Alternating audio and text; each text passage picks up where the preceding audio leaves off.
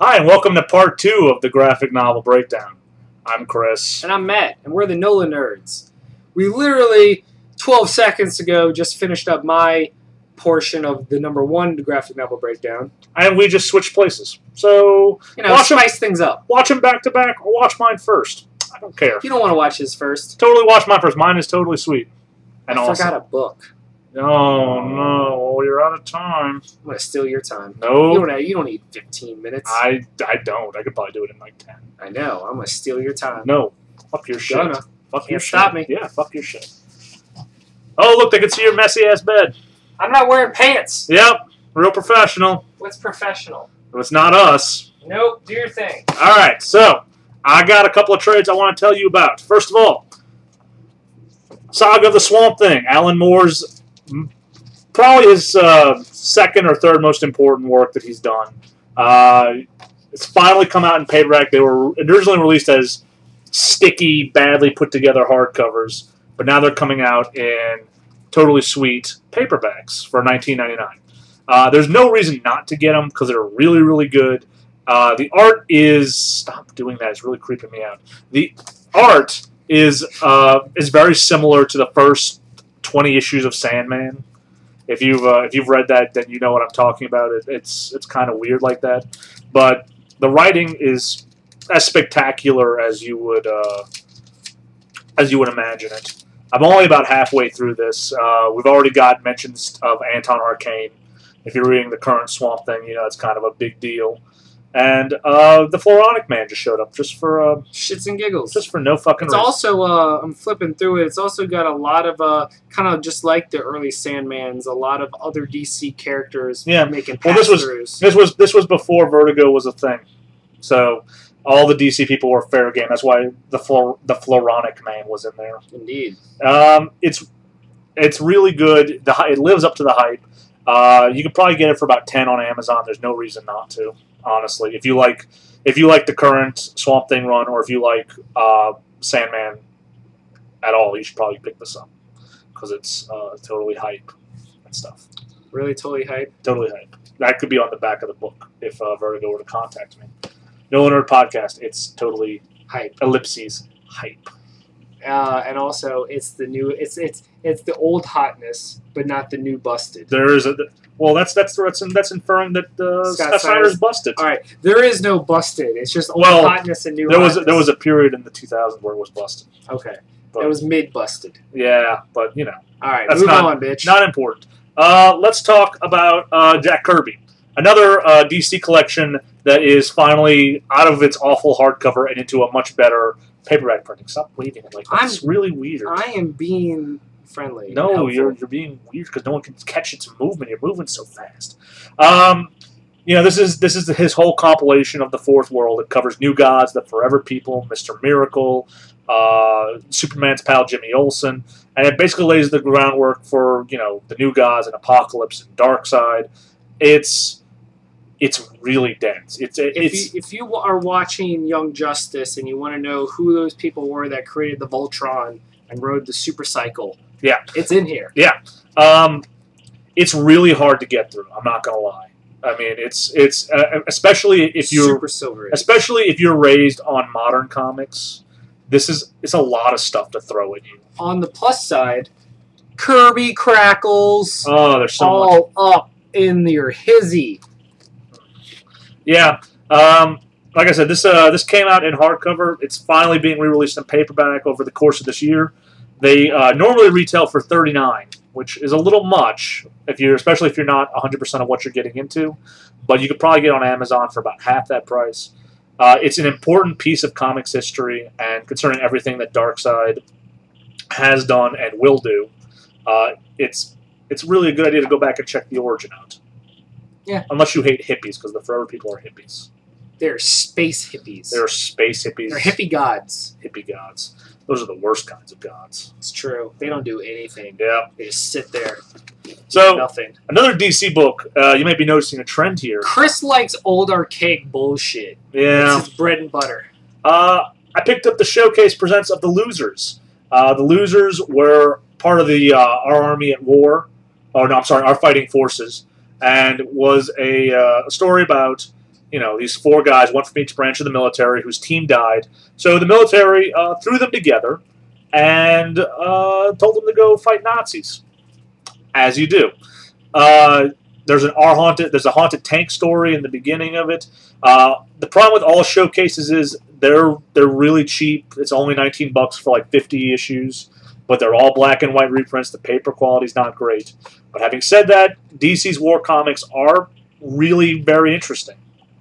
If you can stomach the Silver Aginess of it, which you can, which I can, because here's the thing: it's not Silver Age. It's not weird and sciencey. It's just character stories. Now this is different than the movie. Yes, the movie was the Vertigo relaunch of the Losers with the guy with the jacket and Chris Evans. The different. I'm trying to think of the man's name. Who was the comedian? They're each of them. I know who you're talking about, but the book was I don't know. Jeffrey Dean Morgan. That's it. You're the movie name guy. It took me a second, but it has nothing to do with that. So don't buy it thinking it is. Although I don't know how you could get that from looking at this cover, because it doesn't look like anyone in the movie. Because there's no black guys. There's no black guys because it was the 40s, and we all know that didn't happen. Not often. Not often. So you would recommend it to people that like. Fans of the Haunted Tank and Sergeant Rock. If you dig the old war stories, you should probably pick up the Losers because it's all in that same vein. If you're not, or if you have a lot of trouble with the Silver Age, you might want to hold off. I mean, it's only $20. You can probably get it for $10 on Amazon. So it might be. I look at them as good bathroom books because they're not overarching stories. They're self-contained like stories, and you could probably knock out a couple of them in a trip. That's fair. Yeah. Last book I have to talk about is Archie the Married Life, Volume 2. You might be noticing a trend of books no one else cares about. That is my MO. Although I will say, Archie's fun. Archie is a lot of fun. Archie is quietly the most subversive comic company on the planet, with its gay marriage and its interracial shenanigans. And they gave me the Mega Man comic book. So. Yeah, there's that. Go them. But basically the story is Archie's married Betty, or he married Veronica, and it's telling the alternating paths of that decision, which is really the basic decision of being rich and miserable or being poor and happy. Although he does seem happy with Veronica, it seems like the Betty path is marginally easier. Like the Veronica path is just full of like all this shit that he has to go through with her dad and like the company and stuff. And like the Betty story is just like, oh, well, we're just kind of struggling a little bit because we're poor. But, whatever. We do what we love. So it's really weird, but I've never read Archie comics prior to this, aside from like when I was 5 at the grocery. But I used to read them a lot at the barber shop. Yeah, but it's really good. And it's also got some weird, like, it's got a weird overarching story with time travel and dimension hopping and God knows what else, because there's a lot of shit going on in it, but that you wouldn't expect from this. But it's about $19. The first trade is definitely still out. If you're interested, you should at least give it a look-see, because it's pretty fascinating. Give it a go? Yeah. You got nothing better to do. I mean, You're watching me on YouTube, so you got time to read an Archie comic. Yeah, you do. I'm going to steal your time. Steal my time, then. I forgot a couple, and also I had a lot more to talk about than when we originally planned this. But I'm just going to go really quick. The other book, Cinderella. Number 2, Fables Are Forever. Oh, this is such a good book. It is, and it also already makes me miss Chris Robertson. Yeah. Listen to Nola Nerd Podcast Comics episode 26. But this is the story of all about how my life got flipped. You deserve I was basically stalling until I needed to sneeze. Anyway, Sure. The first Cinderella trade was a really nice side romp where it was Cinderella as one of the main spies of Fabletown doing a mission for Frau Totenkinder. Yeah. This is a secondary mission. It's more of a personal one because it involves a rival different Fabletown spy. There's apparently several different Fabletowns. There's like the African Fabletown. Of course, if you read Fables, there was also the Arabian Fabletown. We just found out in this one there's a Russian fable town as well. The three biggest players in this are Dorothy from Wizard of Oz, Cinderella, and Anansi the Spider from various African folktales. Yeah. And that's the beauty of fables, is that you would, just when you think they've nailed all the fairy tales, you realize that there's folk tales and non-European fairy tales to play off of, and there's just so much ground to mine. There's a crap ton of folklore just everywhere. And this book really delves into some of the folklore, and it really delves into a lot of the Wizard of Oz, like the sequels. The stuff that no one else remembers. The Gnome King stuff and the Forever Desert. Yeah. And the cat with the glass eyes, or the glass cat. Stuff like that. Really great. I mean, if you're a fan of fables, there's nothing stopping you from liking this. Not to mention, it's Chrissy Zullo drawing the covers of each issue, and she does a great Cinderella pinup.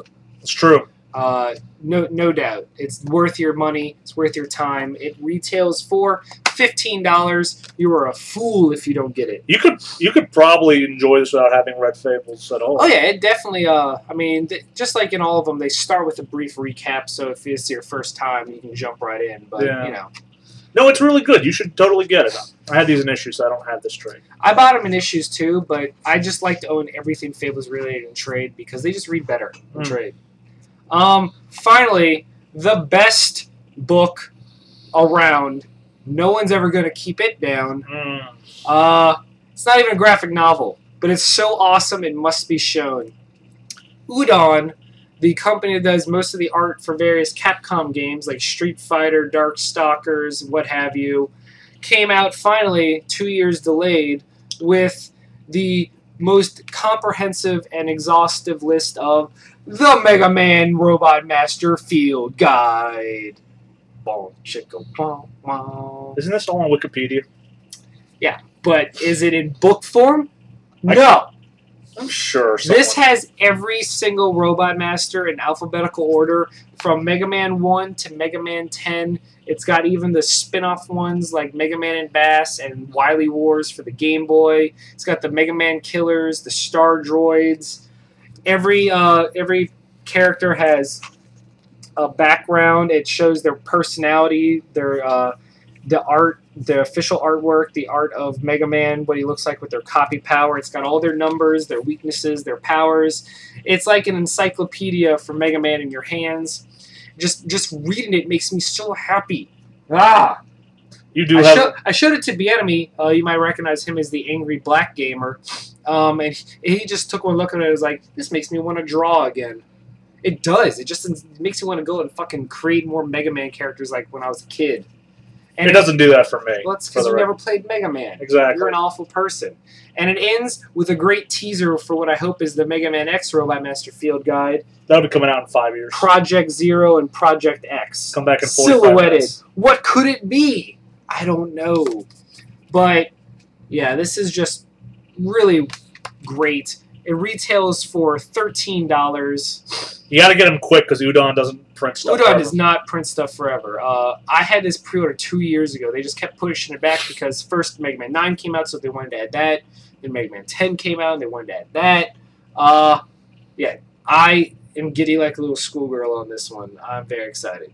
So I'm so happy for you. I know. So you want to send us off with the corporate taglines? I guess where so. You can follow us and whatnot? Sure. You can follow us on Twitter at NolaNerdPodcast. You can like us on Facebook at NolaNerdPodcast. You can send us an email at NolaNerdPodcast@gmail.com. And you can continue watching videos on this channel, which is also called Nola Nerd Podcast. Or you can go to iTunes and subscribe to our podcast, our audio podcast for free, the one that started it all. Yep. We have new episodes every week. Check us out. Comic book wise. Rate and review them. And that's it. So there we go. I'm Matt. I'm Chris. Thank you for watching Graphic Novel Breakdown number 2. Peace.